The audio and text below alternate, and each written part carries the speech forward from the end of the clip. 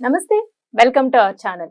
తంత్ర జ్యోతిష్య నిపుణులు రుక్మాం గదరావు గారు ఉన్నారు, వారితో మాట్లాడదాం. సార్ నమస్తే సార్. మాతృదేవోభవ, పితృదేవోభవ, ఆచార్య దేవోభవ. అయితే ఇప్పుడు మీరు చెప్పారండి తంత్ర జ్యోతిష్యంలో అన్ని రకాల సమస్యలకి పరిష్కారాలు ఉన్నాయి అని. అయితే ఇప్పుడు గ్రహాలు అనుకూలించక చాలా మంది బాధపడుతూ ఉంటారు. అంటే సపోజ్ ఏలినాడ్స్ అని, అష్టమ్స్ అని, అర్ధాష్టమ్స్ అని, లేదా రాహు గ్రహ దోషాలు, రాహు కేతు గ్రహ దోషాలు, ఇలాంటివన్నీ చాలా రకాల ఇబ్బందులు పడుతూ ఉంటారు. వాళ్ళకి ఏం చెయ్యాలి అనేది తెలియదు. అంటే ఈ గ్రహం అనుకూలించట్లేదు అని మాత్రం ఎవరొకరు చెప్తారు వాళ్ళకి, నీకు ఇప్పుడు ఈ స్థితి బాగాలేదు అని. కానీ దానికి పరిహారం అంటే చాలా మంది చాలా రకాలుగా చెప్తూ ఉంటారు. సో అందులో మీరు చెప్పే పరిహారాలు ఏంటండి? ఇక్కడ జ్యోతిష్యము అంటేనే ఒక వెలుగు, జ్యోతి అంటే ఒక వెలుగు. మనం ఇప్పుడు సమాజానికి అర్థమయ్యే విధంగా చెప్పుకుంటే మనకు దారి చూపించి ఒక టార్చ్ లైట్.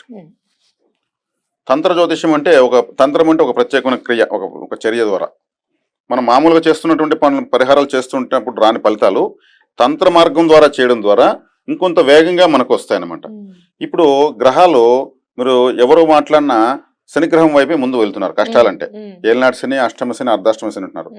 ఆయన హీరో ఆఫ్ ది అస్ట్రాలజీ. ఆయన కలియుగంలో వాక్కు కారకుడు. ఆయన శనిగ్రహం అనుకూలం లేకపోతే మగవాళ్ళు అయిపోతారు, నత్తి వస్తుంది, లేదంటే అబద్ధాలు చెప్తారు. అంటే చాలా గొప్ప ధర్మదేవత ఆయన. ధర్మదేవత కాబట్టి నల్లటి గుట్ట ధర్మదేవతకు కోట్లు కూడా కడతారు. చాలా గొప్ప దేవత ఆయన. ఆయన జీతం ఇవ్వడు, జీవితాన్ని ఇస్తాడు. జీతం తాత్కాలికం, జీవితం శాశ్వతం. కాబట్టి జ్యోతిష్యులుగా మేము గొప్పగా రాణించాలన్నా కానీ వాక్కు బాగుండాలి.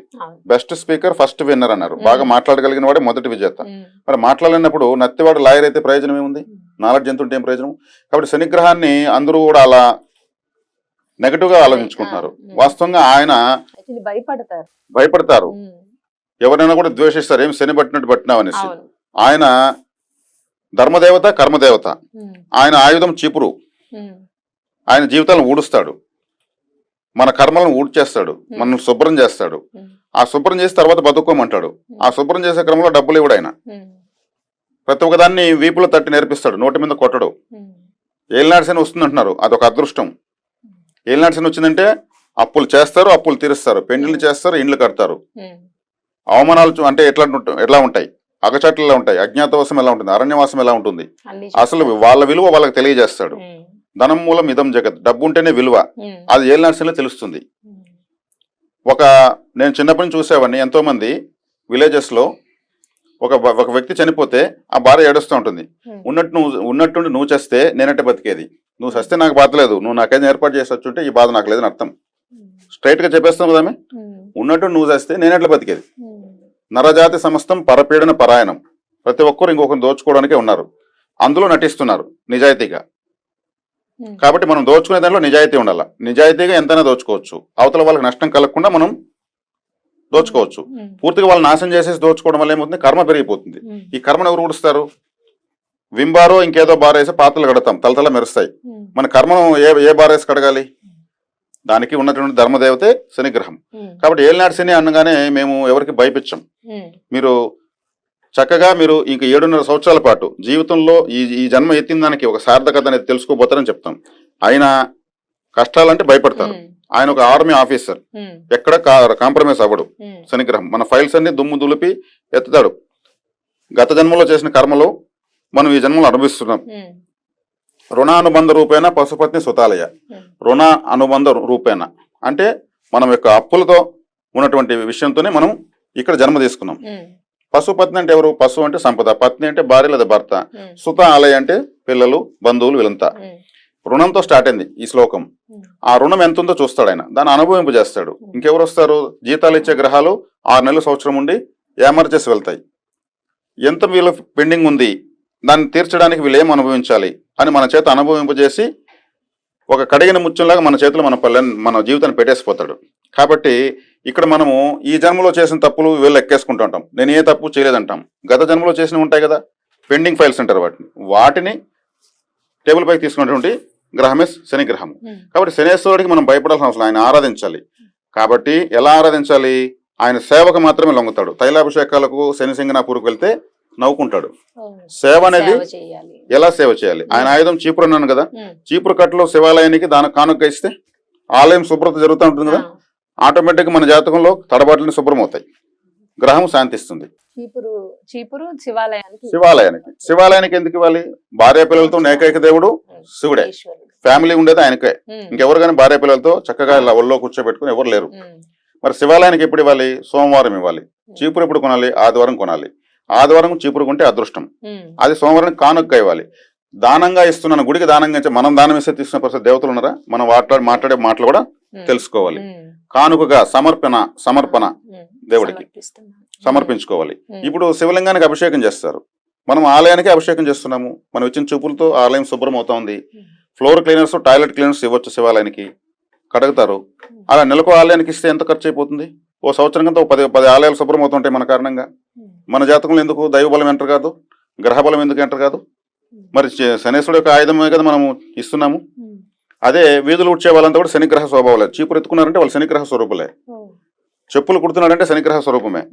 చేపలు కత్తిరించి అమ్మే వాళ్ళు శనిగ్రహ స్వరూపమే. కర్మకార్యాలు చేసే వాళ్ళందరూ శనిగ్రహ స్వరూపమే. కర్మకార్యాలు అంటే ఎవరు చేస్తారు? బార్బర్సు, తర్వాత వచ్చి ఇక్కడికి చాకలి పని చేసేవాళ్ళు, శవాలను కాల్చేవాళ్ళు, డప్పులు కొట్టేవాళ్ళు, అంబులెన్స్ డ్రైవర్సు, అదేవిధంగా మనకు ఈ మార్చరీలో డాక్టర్ హెల్పర్గా ఉన్నటువంటి వాళ్ళు, అంబులెన్స్లో శవాలనే తోలి ఆ డబ్బుతోనే కుటుంబాన్ని పోషిస్తున్న వాళ్ళు, చాలా గొప్ప వాళ్ళు వీళ్ళంతా. మనం చేయగలం ఆ పనులు? కర్మకారక గ్రహం శనిగ్రహం. ఈయనకు అనుగ్రహంతో వాళ్ళకి అటువంటి వృత్తులు వచ్చి ఉంటాయి.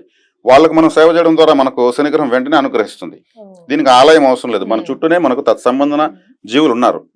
వాళ్ళకు చక్కగా ఒక పెరుగన్నము ప్యాకెట్, ఒక వాటర్ బాటిల్ ఏమైపోతుంది? హ్యాపీగా తింటారు, ఆ వాటర్ తాగుతారు. వాటర్ ఇస్తున్నామంటే చంద్రగ్రహాన్ని ఇస్తున్నాం, వాటర్ ఇవ్వడం లేదు, చంద్రుడిని ఇస్తున్నాం. పెరుగన్నం అంటే ఫుడ్ అంటే కూడా రాహువే, రాహువు చంద్రుడు. మన జీర్ణాశయం గురుగ్రహము, ఆకలి బాధకు శనికారకుడు. గురుగ్రహం ఫుల్ఫిల్ అయిపోతుందా? ఫుడ్ తినగానే ఆకలి తీరిపోతుందా? శనిగ్రహం రిలాక్స్ అయిపోయిందా? ఈ సంతోషం కలుగుతుంది అన్నం తిన్న తర్వాత తృప్తి. అది శుక్రుడు. ఇప్పుడు 4 గ్రహాలు యాక్టివేట్ అయినాయా? ఇంకా దీనికి ఆలయం ఎందుకు? దీనికి యంత్రం ఎందుకు? నవరత్నం ఎందుకు?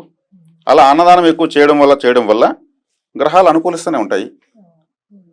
మరి కర్మ సంబంధ కార్యాలు చేస్తున్న వాళ్ళకు మనం దానం ఇస్తున్నాము.